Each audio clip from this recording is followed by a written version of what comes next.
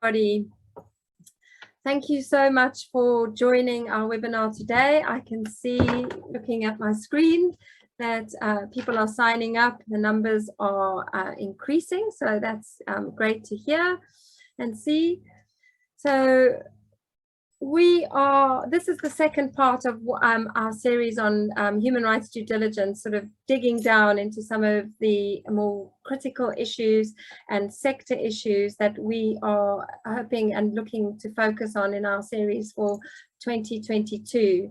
And I'm absolutely delighted to be hosting the session today and to have alongside me the expertise that is going to be shared between Sarah, Shivani and Antoni. I've had the pleasure of knowing Antoni for quite a long time. Shivani, I think we've met in the past and had a lot of conversations, and Sarah we met personally in Durban this year, which was fabulous to be able to have a cup of coffee and a conversation, not just on Zoom. In relation to today, just in terms of housekeeping, we have a question and answer session, a question and answer chats at the bottom or in the Zoom folder. If you can please use that for questions, we will definitely pick up as many questions as we can and to answer them by the end of the session. I'm going to ask each speaker to introduce themselves. I think the flow is then better, and they are really qualified to be able to do this themselves, and much more interesting for all of you. The webinar session will run an hour, and again I can see there are more people signing up, so welcome to those of you that are just signing up to the webinar now. So as a very brief intro to myself and to Ardea, I'm Colleen Turon, I'm the CEO of Ardea International. I'm a tri-qualified lawyer, and Ardea has been running for about 12 years. And you'll see from the slide, we work across sectors and we work internationally. We primarily work to support organizations to develop their policies and their procedures around business, human rights and modern slavery. And we harness our legal expertise to do this.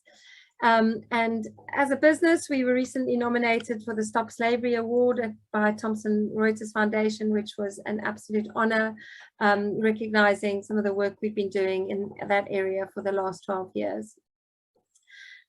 In relation to today, I just thought it might be useful to run through a little bit, or give you a little bit of insight of some research that Ardea has been doing, working with the IOE or in collaboration with the IOE, and some of the high-level findings that we shared in Durban at the 5th Global Conference on the Elimination of Child Labour. This project, or the idea behind this project, was really to try and understand a little bit more around due diligence efforts to eliminate child labour in supply chains. And what we did in terms of the methodology was we had a survey, we did some desktop reviews, and we did some interviews. We recognized that we didn't have a lot of responses to the interviews, so some of the findings that I'm going to share with you is almost a starting point for a conversation. But through the work that we've done, we've picked up what we think are 10 effective features of an effective framework addressing child labour due diligence. And we will be looking to have the paper published later on in the summer, probably closer to September. And for those of you that are going to be interested to see that, just sign up to our newsletter. But I thought that this might be useful just as a precursor to what Shivani is going to be talking about, and then actually for Sarah and Antoni also feeding into what they're doing. Now, I'm not going to highlight the key components of a due diligence framework. I'm going to leave that to Shivani, the expert. I've seen some of her slides, which are mirroring, the OECD diagram from which this has been taken, looking at the steps that companies should put in place in the development of their due diligence framework. all I wanted to do really was just to highlight some of the key features that we've set out, and I'll give you a very quick flavor of the findings in the survey, and then I'm going to hand over to Shivani. So I think that what I found particularly interesting in the research that we did, and looking at what we think are critical elements, is that actually a number of these features won't come as a surprise to companies that are already mature in the development of their due diligence framework, or at least starting in relation to this. One of the things, though, that I did want to pull out that I thought was particularly interesting was this recognition that disengagement as a last resort is you know, not is the appropriate response when failures are found, as opposed to what we see so often, which is two things: a zero tolerance to child labor. What does that mean? Or trying to hit a target of zero tolerance to child labor without a sense of engagement and broader engagement as well with multi-stakeholder initiatives and industry partnerships.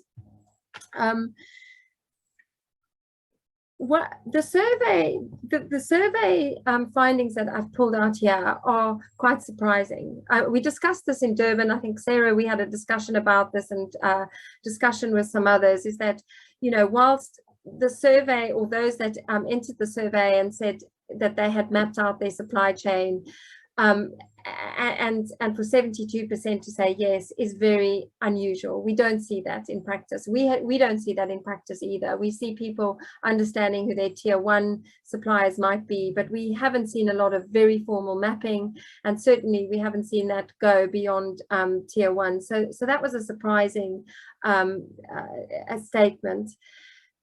We then see that, you know, a better reflection of whether organizations have gone beyond tier 2, where the percentages fall to less than 50%. I still think that 43% is high, but less than 50% is probably more reflective of what happens in the market. We also asked some questions around stakeholder engagement and multi-stakeholder initiatives. I think what is interesting here is that, again, quite a high statistic about involving stakeholder and community engagement in a company's process. I think we couldn't tell from all the participants in the survey which companies they were part of. The option was there for people to do this individually or to do this anonymously. So I would assume that those companies that responded to, say, almost 60%, which is, you know, quite a high statistic of incorporating stakeholder and community engagement in their process of developing policy, is again quite high.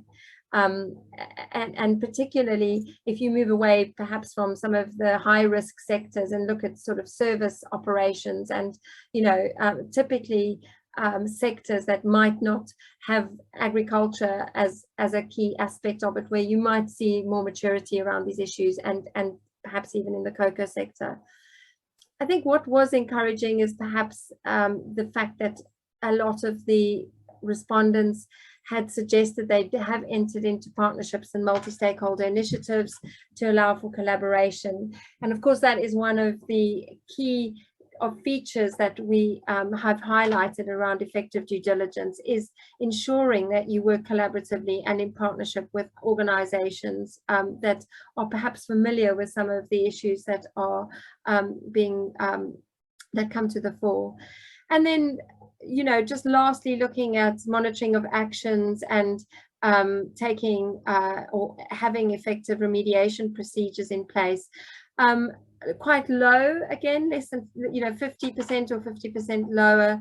That I think is perhaps also reflective of a cross sector, so not just in terms of talking about cocoa, but across sectors, having those kind of statistics. And then lastly, as I said, we wanted to look at disengagement as a last resort. In this instance, you're seeing that there's a high termination of a contract where suppliers have been found to use child labor, and maybe that's something that we can look at in the chat or questions as to what that is. So I'm going to stop there because I didn't want to take up the time from listening to Shivani, Sarah, and Antonio, because I know they've got a lot to share, and I'm sure that you've come to listen to them. Oh, I've just highlighted this. If you're interested, we've got a Stop Child Labour 6-week online training program. It's piloted successfully with the coffee sector. We've currently running one for the tobacco sector, and we have one in September that we are looking to run, and we're hoping to get a cocoa sector one together. So again, if you're interested, let us know. Right, I'll stop there and I'll hand over to Shivani. So Shivani, welcome. Please do introduce yourself, and if you let me know when to move on the slides, I'll do that. Great, thanks so much, Colleen, and good morning, good afternoon, or good evening to all of you on the. My name is Shivani Kanabiran, as you can see at the bottom of the slide here. I work at the OECD, the Center for Responsible Business Conduct. Can I just get a check that you can hear me, because I seem to have a rather unstable connection. Are you able to hear me? Yeah, Shivani, we can hear you. It's a little bit faint, but you're fine. Okay, great. I might put my camera off at some point if I find it's cutting in and out. Oh, great. Thank you. I've been at the OECD for about 10 years, always with the center, working exclusively on responsible business and due diligence. And today I lead the work that we do together, actually very much closely with the FAO on responsible agricultural supply chains. And of course, you know, agri-supply chains cover a whole wide range of different risks, including child labor, but not exclusively. But let's go to the next slide, Colleen.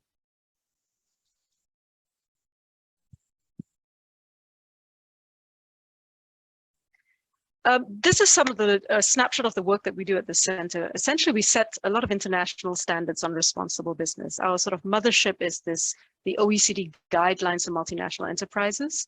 I just want to stress these are not legal requirements. They're really recommendations from OECD countries. They're aligned with UN and ILO expectations on responsible business. But what's quite interesting in the 2011 edition, we started really bringing to play this concept of due diligence, supply chain due diligence. And as a result of that, and from 2011 onwards, a number of guidances looking at this question of risk-based due diligence. What exactly does it mean? We developed that together with business, civil society, worker representatives, and of course, policymakers. And we started in a number of different sectors. The first sector was actually the mining or mineral sector. So there was a lot of, if there are lawyers in the audience, you'll probably remember the Dodd-Frank Act and the whole conflict minerals work. So that's kind of what started this. Interestingly enough, it was countries in Central Africa that understood that if they weren't able to demonstrate that doing business in their countries was still possible, even in a high-risk environment, they would be on the losing end of investment. So that's kind of the optic or the sort of context in which we started developing this process of risk-based due diligence. And I'll get into that in more detail about the agri-sector work, which you can see at the bottom on the right-hand side here. That's the guidance that was developed for all businesses along the entire value chain. So investors, input suppliers, producers, food and beverage manufacturers, all the way to retailers. And we developed that together with the FAO. We work a lot with different stakeholders. We work with governments, of course, to develop, promote, also monitor some of these standards. We have this entire network globally called the National Contact Points. We work, of course, with businesses. We actually do a fair bit of implementation work with businesses, which is surprising because normally when you hear OECD, you don't think about actual operations or implementation. We don't do a lot of that, but we do some of it and can speak to that as well. And we continue to work on developing tools and resources. And that's what actually Sarah, Antonio, and I are actually working on at the moment, specifically on child labor. And of course, civil society and unions are very much part of our ecosystem of stakeholders we work with, both to monitor uptake and really to support effective access to remedy and effective remediation. Let's go to the next slide, Colleen. And I'm going to run through these slides, but happy to share them later if folks would like. Yeah? This is the framework that we've developed over the last 10 years, let's say. Yeah? It's not rocket science. And I think many of you from the business side will actually say like, oh, well, this is not very new or very different. We already do this. And that's exactly right. Many companies already do this. I would say a couple of key points that make it quite different, at least in my experience, and I've been working in the field of corporate responsibility for, gosh, now almost 20 years, is that it really helps prioritize actions based on severity and likelihood of the negative impact. And this is a bit of a change from the way businesses often think about impacts. They often think about how is this going to affect me as the business, my bottom line. Naturally, there are effects from, environmental effects and effects on people that will touch onto your bottom line. But the way we think about it is, rather than going for, and I use this analogy a lot, people and business often talk about going for the low-hanging fruit, i.e. the easiest things to deal with. We turn that around. We say, look, go for the fruit that's actually the most rotten on the tree. So that's where it's got the most negative impacts, and start with those. So that's a bit different from the way most businesses think. The other thing about the framework, which is rather different, and these are a new expectation, I would say, in the last 10 years from the international community, is that businesses have a responsibility throughout the supply chain. And I know that that's a real jump, because I remember working originally in CSR, businesses tended to think about their own operations and at the most to their first tier suppliers, often thinking about, well, I've leveraged because I have a contract, right? An immediate direct contract. That's changed in the last 10 years. Now we're looking at, yes, your immediate suppliers, those you have a contract, but also those, and the language is odd, but it's the language that's used by the international community, where you are directly linked. And I know for many businesses, they tend to think, well, directly linked, that means a contract, right? No, it actually means where you're linked via a business relationship or via your supplier relationship. So you really are extending towards the full supply chain. I think that the due diligence framework that we've developed at the OECD is really quite flexible, quite practical. But of course, that's a question for, I think a lot of people can debate on that. One of the things that we do recognize is that many businesses still want us to go into more detail, give us more information, and not even information, more practical recommendations. And that's some of the work that we're doing now, looking at these handbooks. Let's go to the next slide, Colleen. And before I turn it over to Sarah, who's going to talk to us through that handbook idea, in terms of what we're doing at the OECD, just taking a step back in terms of supporting implementation and scaling up of responsible business. And that's an important thing. We really have a very limited time to make changes and transform certain ways of doing business. So one major area is that evidently our members are countries, right? That's the OECD. So we really try and integrate our recommendations, which are developed in a multi-stakeholder fashion, into government quote unquote tools. What does this mean? Things like regulations, national action plans, public procurement, also free trade agreements, export credit agencies, also any high-level policy platform. So we tend to actually try and influence statements on the G20, G7, and see if we can, convince members who are often part of our OECD network to see if they can actually make reference to our recommendations. Another important one is item 2, where we really begin, and particularly this is in agriculture, it's quite important, I would say, it's new, is seeing how aligned industry-led or even nationally-led certification systems or schemes are to our recommendations. We've done that successfully in the minerals sector, also in the garment and footwear sector, and this year we're looking to pilot it in the agricultural sector. We develop a host of training materials and resources on responsible business and due diligence. We too have an e-learning academy with free, basically public goods online that all of you are welcome to download, share, and distribute amongst your networks. We've got really good feedback from that from both businesses, even civil society, and also from unions, because it is actually quite useful to put in a very pithy, short, digestible format at your own pace what exactly mean by due diligence. And that's about you can really take at your own pace. A fourth area is really improving the overall effectiveness of this. I mentioned this global network we have of national contact points.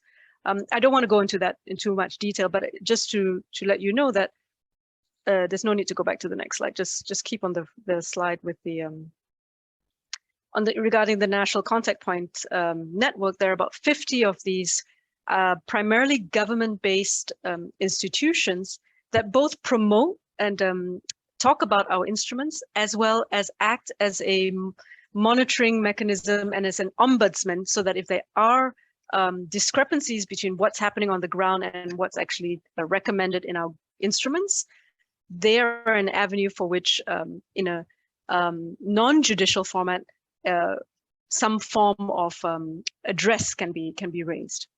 And then finally, we have to know how effective we are, and so we really are looking at measuring uptake and impact, both by adherence, those are the countries that have signed up to these instruments, and as well by business. I think the last slide is the next one, Colleen, and my alarm has also gone off. Could you just go to the next slide? Yeah, just here some resources for businesses, particularly in the agri sector. We have a video that really just puts in a simple video, what I've essentially just said to all of you. The guidance itself, the OECD FAO guidance, is available in many different languages, as you can see. Sarah will talk a bit more about these technical handbooks that we're working on. I will just touch that we're doing one on deforestation and forest degradation, and as well as one on living incomes and living wages. And if you have questions on that, please reach out to me. And as I mentioned, the e-learning academy is also available and it's a public good. So it means that you can just really sign up and access it easily.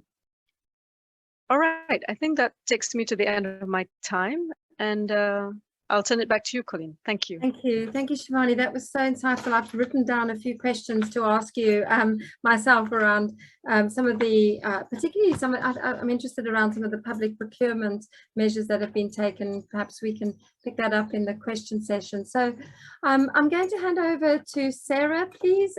Sarah, to introduce yourself. And thank you again, Shivani, for your presentation. So Sarah, over to you.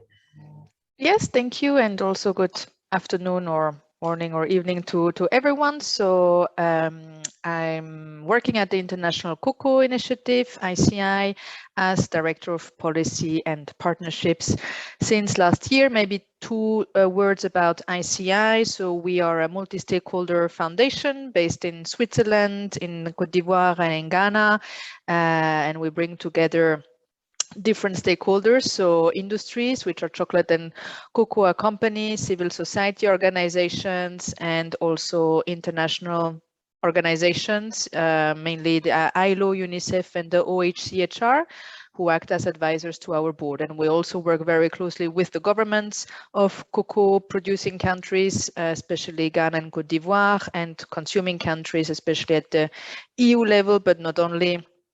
And our mission being to prevent and address child labor and forced labor in the cocoa sector.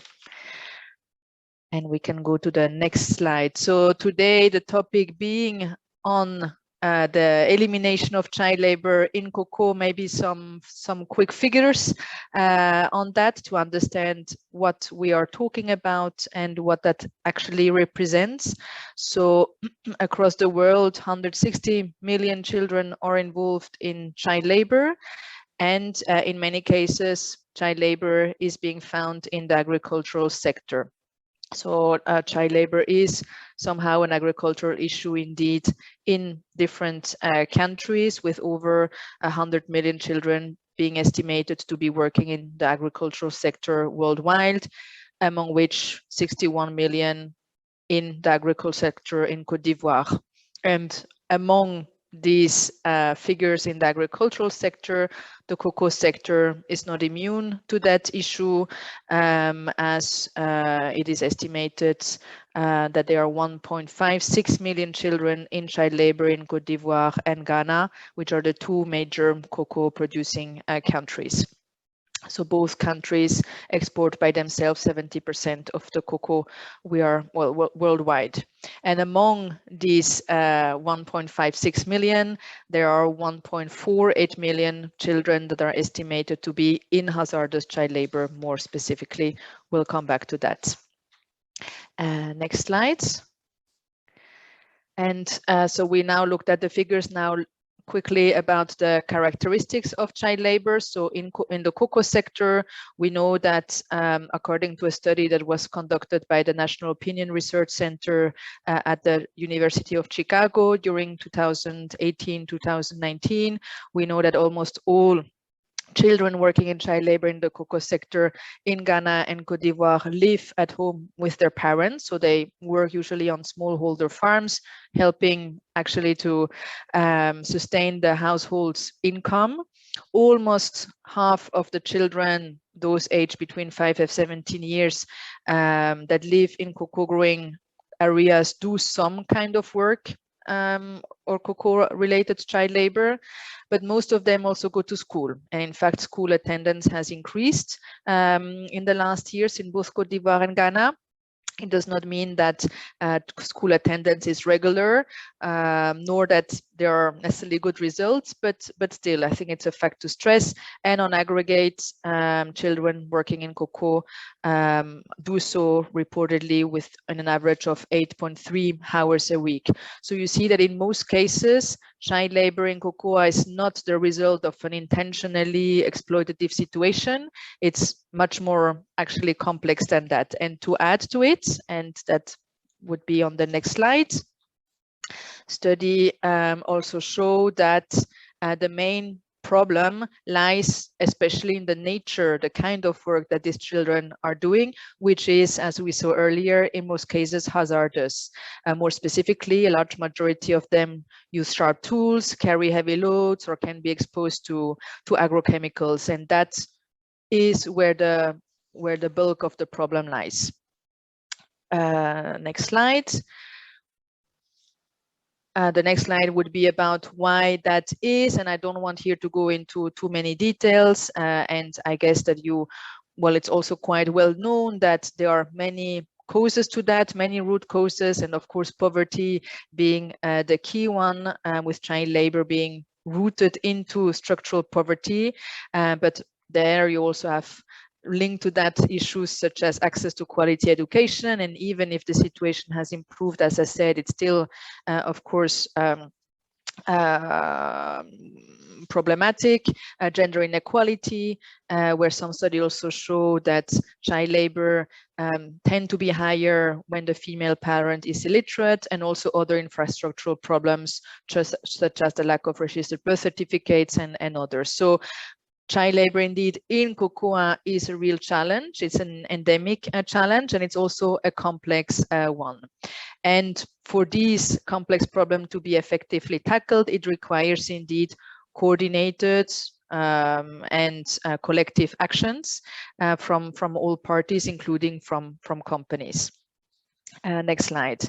And to make the link with what Shivani mentioned earlier, because indeed it is complex, and because human rights due diligence, or being able to do due diligence according to the methodology also developed by the OECD, is indeed very valid and in theory very clear. In practice, of course, companies are exposed to different kind of challenges, practical implementation challenges, and this is why we are working on a handbook in order to specify the different approaches, the different approaches that exist in that related to these specific challenges that they can encounter. And the work we are carrying out at ICI with our members and partners now, if we look especially at the business side, can be characterized by two approaches. So a supply chain based approach and a community development approach. So a supply chain based approach that is related to the child labor monitoring and remediation system, so CLMRS in abbreviation, which we have implemented in 2012 and which today is being implemented by all major cocoa and chocolate companies, and also increasingly smaller companies as well. We see more and more smaller traders also implementing this kind of methodology, this kind of system. So a CLMRS is really a system which objective is to identify, prevent, address, and remediate child labor, and which is embedded in the supply chain of companies. How does it work? In a couple words. So basically, it's based on the presence of facilitators, which can be lead farmers or company trainers within the cocoa growing communities who are here to raise awareness on the issue of child labor and actively monitor households and farms, collecting data on the situation on the child. Yes, this data is collected via smartphones and gathered on databases, which allows to analyze this data and define the remediation approach that should be implemented. And all identified cases of child labor are followed up repeatedly in order to see whether remediation has successfully taken place and whether the child is not exposed anymore to child labor. And that also allows us to regularly see how the system can be improved, make more performant, more effective, and also increasingly more cost effective. So any effective CLMRS should be able to do 4 things. 1, training and awareness raising. 2, identification of child labor cases. 3, offer targeted support, both prevention and remediation at individual, household, and community level. And 4, follow up on the children over time. And as you may recognize, that mirrors or corresponds to the due diligence principles as the one defined by international standards, including the OECD due diligence guidance on responsible business conduct, and the logic really being the one of a risk-based and ongoing improvement approach that helps to address the issue. And we really see that the evolution from soft law with these international standards and the need to help companies implementing them very concretely, hence the development of a handbook, but also the increased development of hard laws or regulations. There are more and more laws that make this kind of process or systems or approach obligatory for company. We really see that this can only be done through the implementation of robust HRDD systems or traceability systems that allow to prevent and address the risks and the impacts across the supply chain, and whereby companies also have to demonstrate that the implementation is effective and transparently report on efforts and their impacts. But CLMRS alone is not enough. You need also to combine this with complementary measures, community development measures. I will not go into too much details here, but really here the idea being that community needs and priorities are also assessed and addressed within the community, which allows especially to work on remediation and prevention measures. And we can go to the next slide. So both of these approaches come together, as I tried to say, on prevention and remediation. Here, different kind of measures of projects can be implemented. We have categorized them into 4 kind of approaches. So that can be related to supporting farmer livelihoods, for example, through also diversification of their incomes. It can be to work on quality education, supporting companies to create a good school environment for their children, or gender empowerment, income generating activities, etc. And we can go to the next slide. Overall, assessments and studies have shown that these kind of industry-led interventions have led to a 1/3 reduction in the prevalence of hazardous child labor in communities where this kind of industry interventions were put in place. We also know that the CLMRS or kind of CLMRS that we also implement have led to an up to 50% reduction in the child labor prevalence among children identified in child labor. So these are good results, but also what we need now and what we have learned from the experience is that we need to bring that to scale. And in order indeed for companies to respond to their human rights due diligence obligations, these kind of measures need to be implemented at scale. And we can move to the next slide. And achieving really sector-wide change, so in really achieving to tackle the child labor issue at scale in the sector, also requires us to shift from a more individual and project-based approach to something that is systematic and systemic within the sector. So scaling up this kind of systems and measures to all cocoa growing communities and areas. It means also aligning private systems with public traceability systems. It means also aligning and integrating this kind of systems with the wider national child protection and social protection mechanism, and also having an area-based lens to ensure that efforts are also targeted and addressed, and all forms of child labor in all livelihood sectors are being addressed. So, voilà. So there's more to say that human rights due diligence frameworks, as they are being developed and increasingly also imposed by legislation, require companies to implement robust and effective systems at scale, but also to integrate those with national systems. And I will stop here.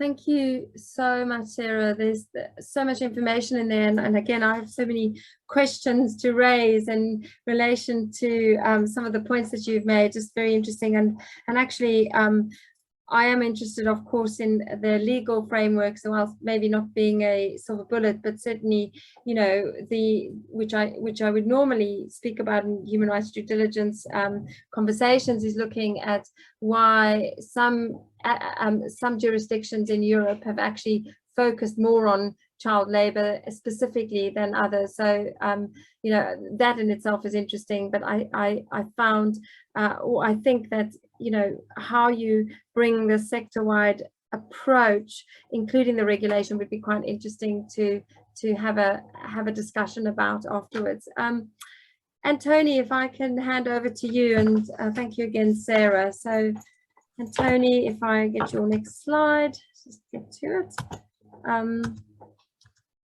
There we go. I'll hand over to you now, and Tony, thank you very much. Excellent, thank you. So I'm going to bring it down from levels of legal and very technical bullet points to a much more general conversation around how this has actually affected the cocoa sector and how the cocoa sector is responding to this conversation around regulation. And so it's much more well, it's a lot less bullet point based and it's a lot more narrative, so to speak. But I think kind of the interesting thing of today is that we actually have quite an interesting and complementary range of perspectives here. To start with, Voice is an umbrella organization of NGOs and trade unions working in the sustainable cocoa sphere. And we look at all of the different components in the cocoa sector. And Colleen, if you could go to the next slide. Sarah gave a short overview around some of the human rights-based issues, but the problem tree of cocoa is quite a bit broader than just human rights. The two big branches, so to speak, around human rights and environmental protection, where we've got issues like child labor and gender inequality and labor rights on the one hand. On environmental sides, we've got deforestation, we've got the use of agrochemicals, we've got climate change and several other environmental challenges, but they are like two big branches on a tree, and that tree stands firmly on a trunk of farmer poverty. And all of these issues are interlinked. But you could try to solve those issues just at a tree-based level, but you need to start looking at where the roots are. And the conversation on sustainability in cocoa has been going on for at least 2 decades now. And we keep getting closer to kind of some of the main reasons why some of the problems that we've been trying to tackle, and some companies and organizations and governments have been throwing hundreds of millions of dollars against over 2 decades. Why haven't we solved the problems yet? And quite simply, it's because we haven't actually had to solve the problems yet. It has always been voluntary. As Shivani said, also the OECD guidelines are, you can choose to follow them if you want to, but if you don't, there's no problem. Well, I mean, there's a lot of problems for the farmers. There's a lot of problems for their children. There's a lot of problems for the planet, but there's no problems for the multinationals, to be very frank. cocoa companies, chocolate companies don't get sent to jail or get fined for having child labor in their supply chain. It's as simple as that. Now, in the past, they have been fined for competition law breaches. So that is something we find important, protecting consumer interests. But where does protecting the farmers' interests come into play? And if you click on the slide one more time, you'll see that the challenges are at the top. And then one more click, please. You'll see that the solutions to a large extent lie in the roots. And if we don't get the enabling environment in place, we're not going to solve the problems that you see above the ground. And so that's why within the cocoa sector in the last 5 or 6 years, an increasing understanding and acknowledgement has grown around the fact that we're never going to get there just by voluntary measures alone. We really need things to become mandatory.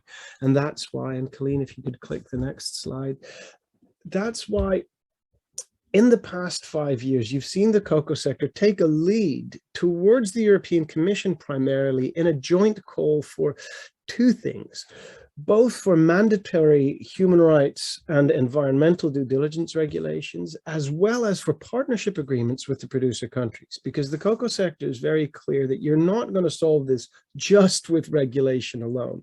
And that's why when you look at the roots of the tree in the previous picture, you'll see that laws and the regulatory environment are a part of that, but so is transparency and accountability, so is holistic landscape approaches, so is bringing in bottom-up conversations and inclusion in this conversation. And that's why it's not just about regulation. If we think that we're going to solve everything by putting in place mandatory human rights and environmental due diligence regulations, we're going to be very disappointed, because there is no way you can solve all the problems in the world with a demand-side regulation. You need to couple this with outreach to the places where the products are first sourced from, not just from a matter of practice, because that is very important, but also from a matter of principle. And you need to reach out to these countries in a way that is not imperialistic, that is not neo-colonial, that is very much understanding and acknowledging the sovereignty of the countries where this happens, whilst also providing the necessary support and sometimes also constructive feedback and criticism around what needs to happen. Now, that is a very delicate path to walk, and it is a very complex path to walk, but it is a path that must be walked nevertheless.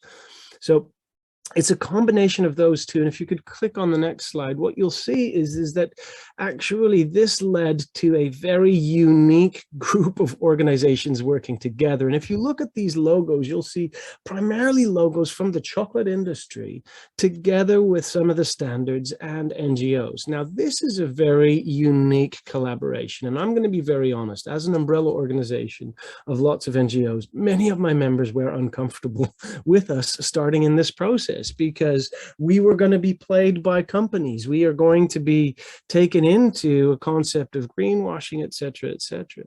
And I think that is always a danger that you need to watch out for. And I'll get to that a little bit further in my conversation.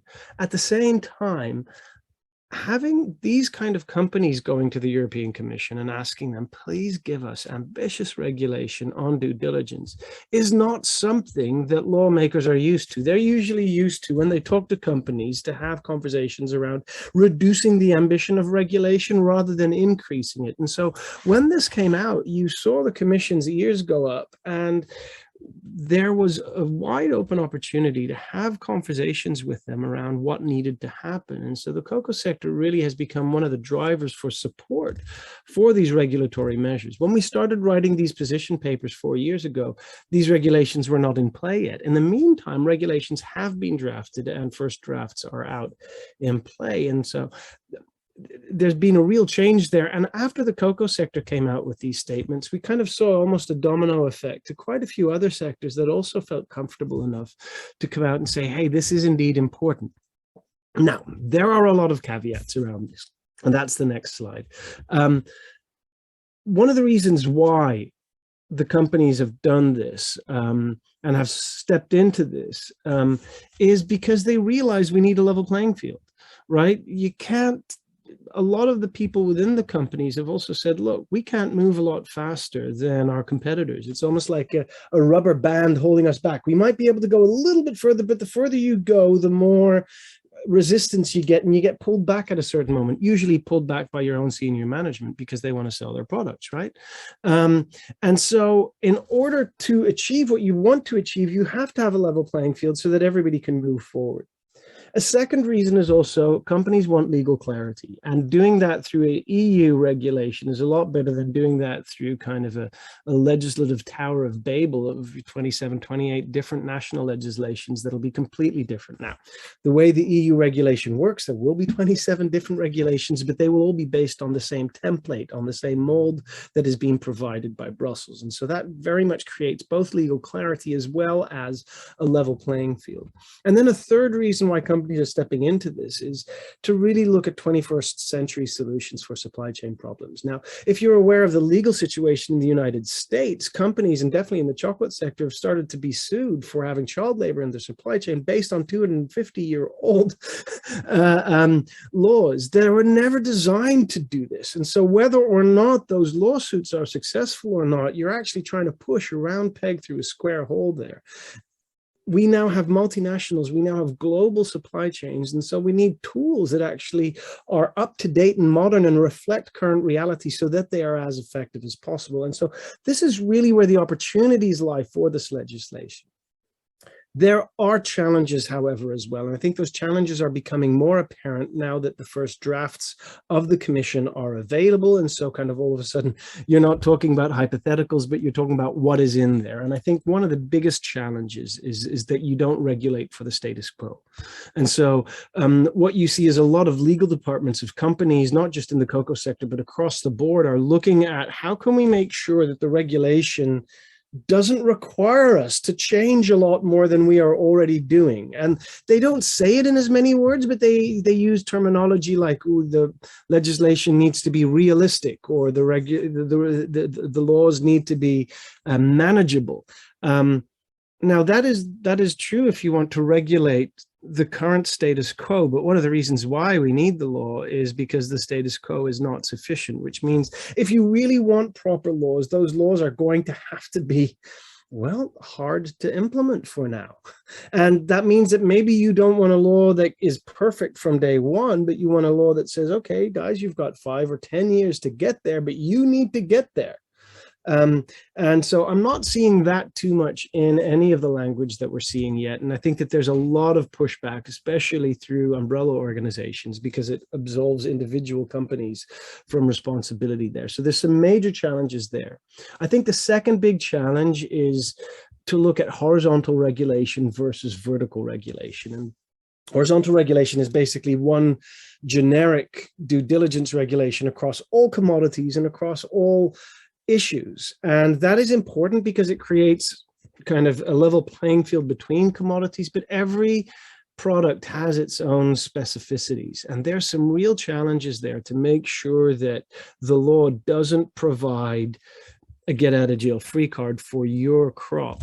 Now, there's a big challenge there, because if you put too much into these crop specific guidances or regulations, then you take away some of the general points that you want to have across the board. Also, sometimes because these points can't be made specifically versus an individual country or versus an individual crop, but they very much are part of that. And so there's a real challenge there between making sure that it's specific enough for your commodity, and that it's not kind of by focusing on a specific commodity that it doesn't detract from the value of the full commodities.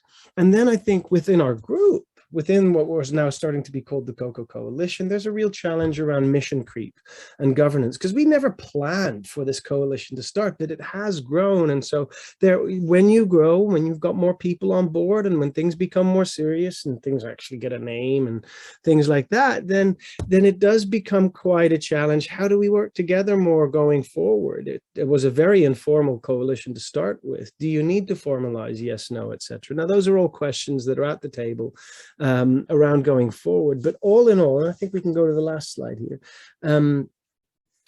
All in all, it's become a vehicle that really is bringing out not just one position statement, but quite a few now around this regulatory environment, specifically for the cocoa sector.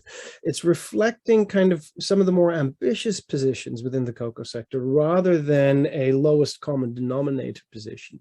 And it really has become a force that has moved the perspectives and the windows around which we look at how regulations can work for companies, but also how companies can work for regulations. And I think that those two things together are quite valuable.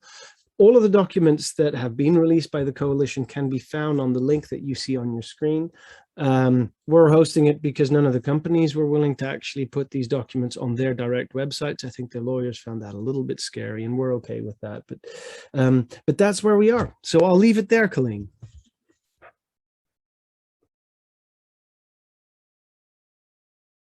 Thank you so much, Antony. That was so insightful and helpful. And I'm just going to open this up to questions in a section. I mean, one thing I wanted to say, Antony, is you know, there is a lot to digest in what you've said. I'm particularly interested in how you framed the approach to regulation, as I would be.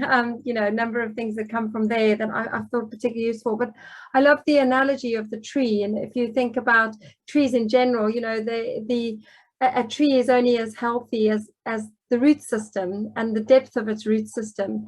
And, you know, I'm almost surprised that we haven't seen pictures of more toppled up trees, of, you know, of the fact that there are so many issues around child labor and the systemic issues that you've already mentioned, where, you know, for 20 years people have been grappling with it. But, you know, what the figure that always stands out to me is that we're dealing with 160 million children. That's 1 in 10 across the globe are still in child labor. And you know, if we can move into a system where, you know, the roots are deep and the solutions are effective to create something that, you know, makes change, I think would be amazing.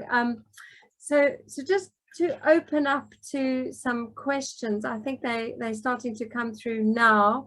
Quite a few of them. Maybe I'll just kick off for one first for you, Shivani. Do you want to just give us an explanation of what you mean by a risk-based approach to due diligence? Yeah, I'm also seeing questions coming in on the chat, so I'm also happy to take those questions. When we're talking about risk-based due diligence, it's essentially looking at the risk to people and the planet. So we're looking at the question on severity of those people and the planet, as well as the likelihood. And in thinking about that, we also consider that using a risk-based approach, you're able to prioritize. I have to apologize, my internet connection is super unstable, so I keep getting messages on my side saying I'm not connected, but I'm not sure if you can hear me. Hopefully you can. Hear you. You're fine. Okay. You're fine. Oh, now you're not. Now so it just. Oh, there you are. So we were just hearing what you were saying about severity and risk-based. Might be the video that stops. Commission. Sorry, we were just, I think you were in the middle of explaining about the risk-based. Are you able to hear me, Colleen? Start that again. Can you hear me okay? So Shivani, I think. Oh, okay. Okay, so and I actually think the next question might have been also directed to Shivani, but I'm going to take one that I think, Sarah, might be something you can pick up on. It's saying the participant is asked, on the ground, has the ICI seen an increase on the interest and implementation of human rights due diligence or human rights impact assessment as new legislation in Europe is implemented? And in general, i.e. based on empirical knowledge, are businesses succeeding at integrating these processes in their business cycles? That's an interesting question.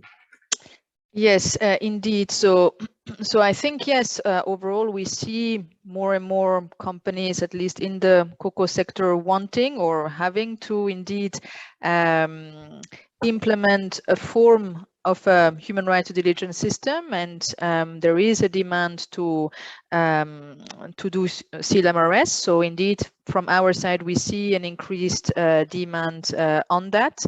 Are they succeeding? I think there are different degrees of effectiveness, and we have done also some studies that measure the effectiveness of a CLMRS, and that's why also last year we developed a study that was actually commissioned by the Swiss Cocoa platform and co-financed by the Swiss government on developing or defining what makes an effective CLMRS, because indeed we see more and more companies implementing a form of a CLMRS, a form of a human rights due diligence system, but with different degrees and variations. And if we want sector-wide also to be able to progress and report also collectively and learn collectively on what is going well, where gaps are and where improvements are needed, we need to find a common ground. We need to agree on common indicators and have a common definition. So we did that work, and that allows us also to work with other organizations, with cocoa platforms, with